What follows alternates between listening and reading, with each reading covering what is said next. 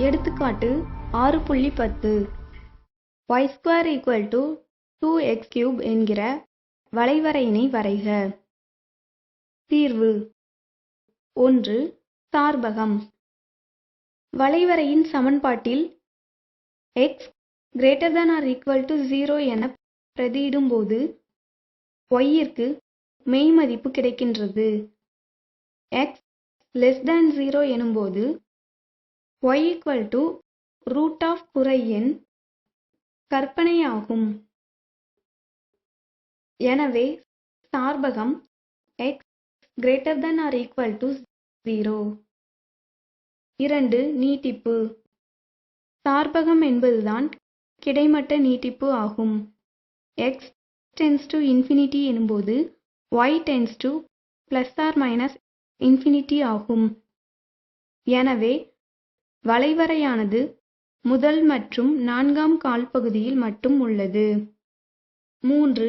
வெட்டுத்துண்டுகள். வளைவரையின் சமன்பாட்டில் x 0 என பிரதியிட y 0 என கிடைக்கின்றது.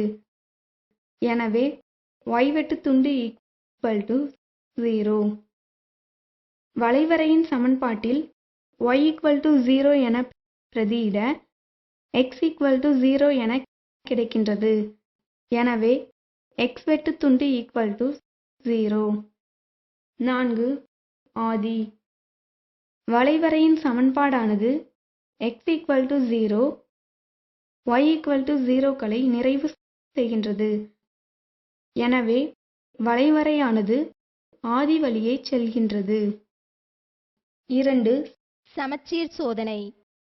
வளைவரையின் சமன்பாட்டில் y-ற்கு பதிலாக -y என பிரதியிட வளைவரையின் சமன்பாடு நிறைவு செய்யப்படுகின்றது. எனவே வளைவரையானது x அச்சினை பொறுத்து சமச்சீரானது. 3. தொலைத்தொடுகோடு. வளைவரையின் சமன்பாட்டில் x-ற்கு +∞ என பிரதியிடும்போது மட்டும்தான் y-ஆனது ±∞ஐ நெருங்குகின்றது. இதன் மறுதலையும் உண்மையாகும். எனவே வளைவரைக்கு தொலைத்தொடுகோடுகள் கிடையாது. 4. ஓரியல்பு தன்மை. முதலில் y √2 x⁴² எனும் கிளையினை எடுத்துக்கொள்வோம். x <0 எனும்போது dy/dx <0 ஆகும். Therefore x <0 எனும்போது y √2 x⁴² எனும் கிளையானது ஏறும் சார்பு ஆகும். 2. y -√2 x⁴² எனும் கிளையினை எடுத்துக்கொள்வோம். இங்கு x <0 எனும்போது dy/dx <0 ஆக உள்ளது. எனவே y -√2 x⁴² எனும் கிளையானது x <0 எனும்போது இறங்கும் சார்பு ஆகும். 5. சிறப்பு புள்ளிகள்.